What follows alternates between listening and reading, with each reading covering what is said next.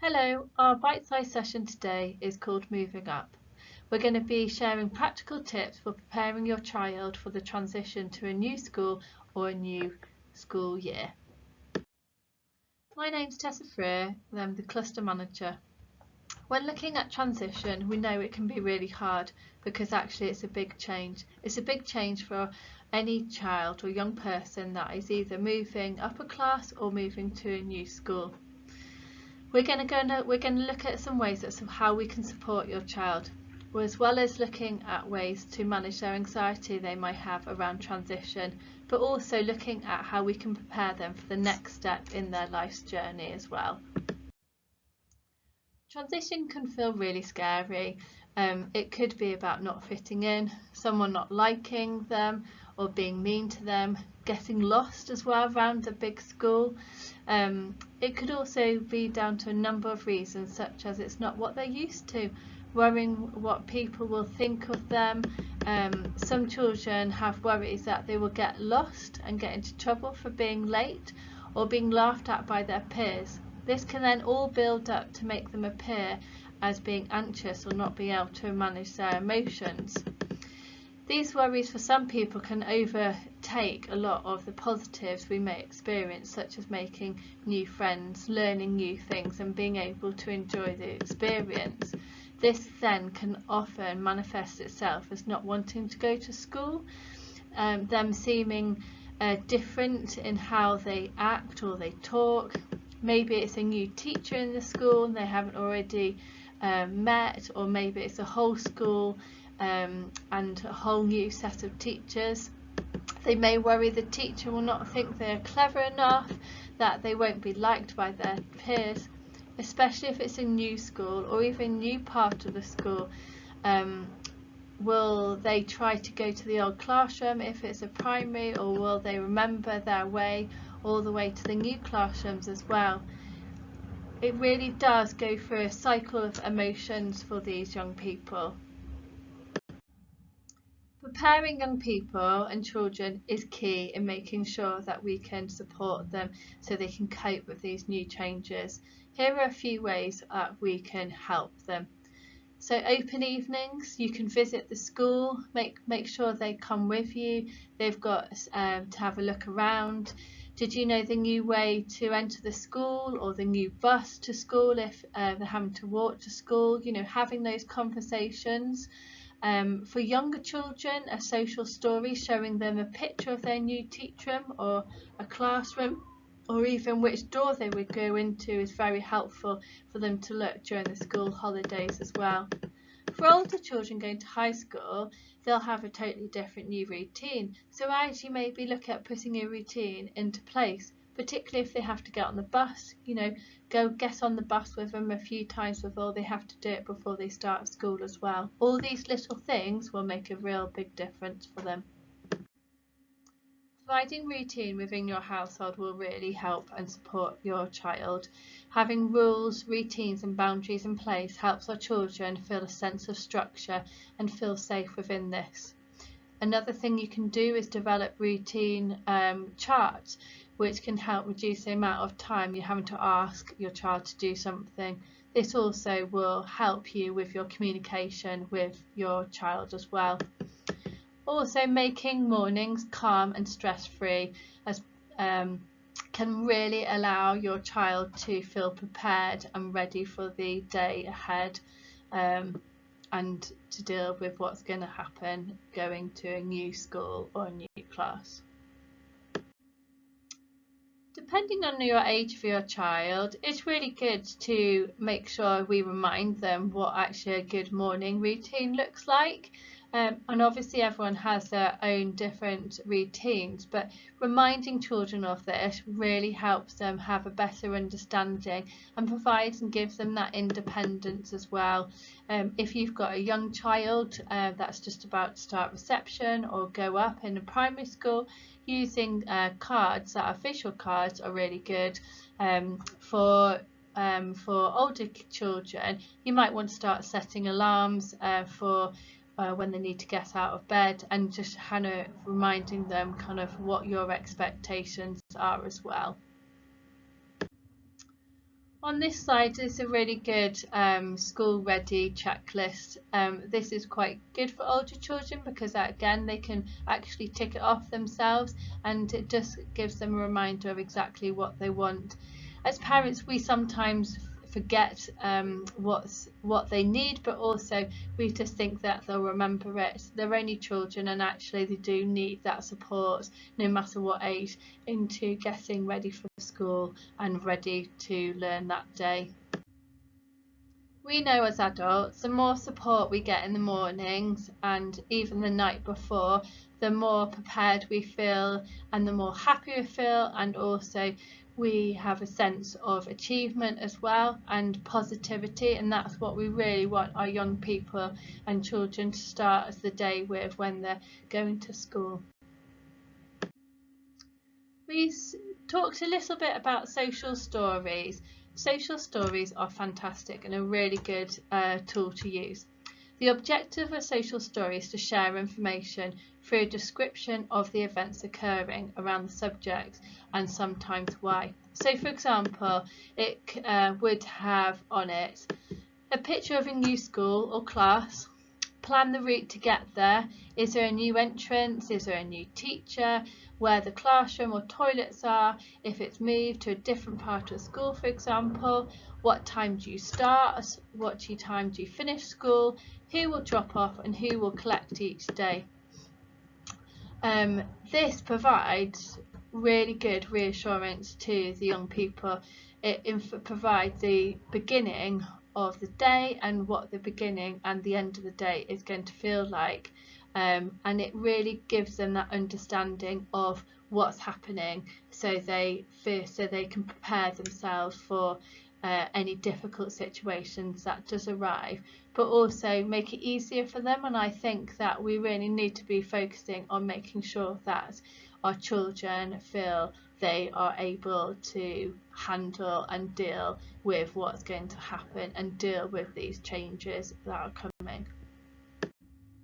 Here's a good example of what a social story about going to school would look like. So it really breaks it down into what the stages are, what it looks like, and also you can talk about what it might feel like, and that it's okay to feel a bit nervous about going into school for the first time, but every time that you go into school it's going to get easier, and reassuring that is really important, and keeping of communicating with the child.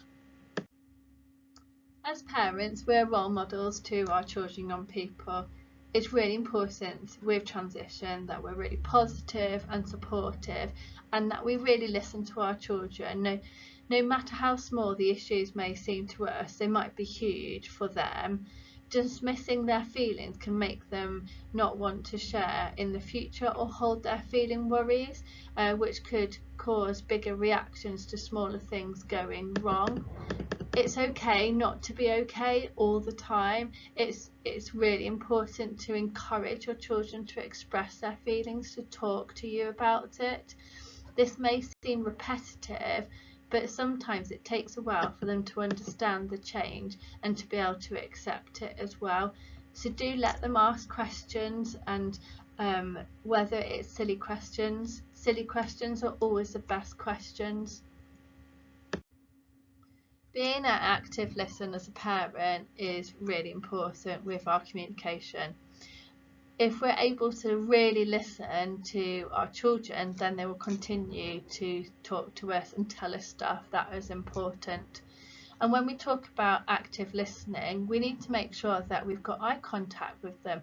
Our body language is really positive, and actually we're saying to our children, I'm here for you right now, and I want to spend time with you, and I want to help you with any anxieties or worries you've got. So really have a think about next time when you speak to your young child, and are you actually truly listening to them, or are you cooking at the same time, or you're looking at your phone or doing something else? Being present and really listening to them is really powerful as well. Also, we talk a bit about body language. Our body language also gives a lot away. If they're trying to talk to us and we're and we're checking the time, or we're tapping our feet, or we're not feeling comfortable, children recognise this and they will play on that as well. We can never give enough praise to our children. Praise can be the best power we can control. It provides children the opportunity to grow in confidence, self-esteem. And when you do praise, think like a star. So really think about what you're saying to your child, rather than just saying you're the best. I mean, it sounds brilliant, but reality is that actually you're the best at what? So really break it down and maybe saying, you know, you're really, really good at swimming. I'm really proud of you for keep on going when things get hard, and I'm really enjoying watching you swim as well. So you're really tailoring it to the child's needs rather than just a general, you're the best. If your child is feeling anxious about the change that is going to take place, have a think about some breathing exercises that you can do together with your child that will provide them an opportunity to calm down, feel a little bit more relaxed, which then in turn will help them with their confidence and self-esteem. On this slide, you've got 3 really good examples of how you can help with your children. It's really key that we have a really good understanding about breathing and making sure that we take our time to breathe in and our time to breathe out as well. And we can do that by creating, for example, shapes. So you could use the star breathing exercise, or you can also use your hand as well. So you breathe in and then you breathe out. You breathe in and you breathe out. These tools are brilliant for using out and about as well. So you could, another good one is if you want to smell the flower. It's a very good technique if you're out and about, or maybe pretend to blow a candle.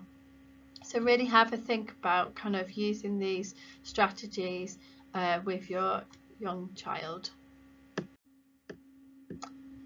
Connecting with classmates is a really good way to alleviate any anxiety. It might be that you can find out if any of your classmates are transitioning to the same school, or maybe there's some activities that are happening. A lot of schools now run summer schools, particularly for those year 6 going into year 7. It might be that some of the kids that you do extra activities are going to the same school, and you might decide to invite them over for a play date. Making those connections before September will really help your child with starting new school. If you're struggling with your child's behaviour and finding that the anxiety is having a negative impact, maybe think about putting a reward chart in place, or even a reward jar. These are a really good technique and strategy to use with your children to reward their positive behaviour. I'd never take rewards away. You always need to use the praise and celebrate the rewards. Rewards are really motivating for children and will really help them get into school.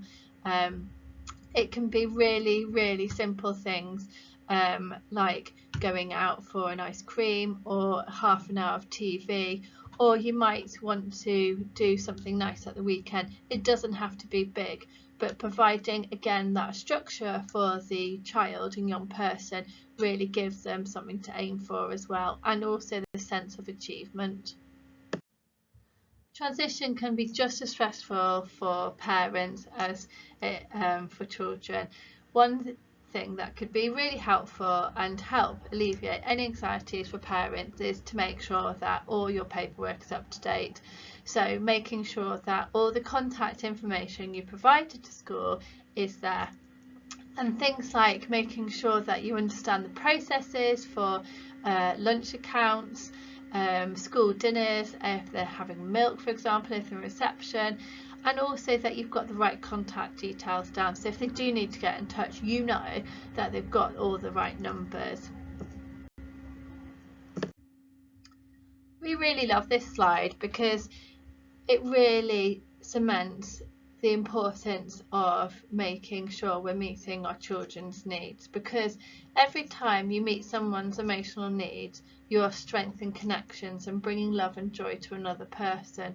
So it is really important that you invest time in supporting your child whilst they're going through this period of change, and also for you to make sure that you feel happy and safe and secure, because that's going to have a really positive impact on your child as well. So what next? I would recommend that if you've gone through all the pointers and the tips that we've given you, and you're still really struggling with the transition for your child or young person, then make sure you do have that direct conversation with the school teacher or the learning mentor. It is really important that you get this right, and that we really want your child to be happy and to feel safe so they can learn as well. Another idea is that we offer one-to-one parent and carer drop-in sessions with our family support worker. So if you are interested, please do email us on the email address below. If you live in Horsforth, it would be for Horsforth Children's Services. If you live in Northwest Leeds Children's Services, so that's Ralph Thorsby, Holt Park, Island Wood area, then please get in touch with Northwest Leeds Children's Services. We are here to help, and we really want to support you to make sure that your child is happy. If you have found today's session really useful and would like to know more information and to develop your skill set as a parent, we do lots of other courses, and we do lots of courses around relationships, behaviour, communication, well-being, and we do have a set programme that we will be offering from September 24. So please do get in touch and we can sort and book you on for those sessions.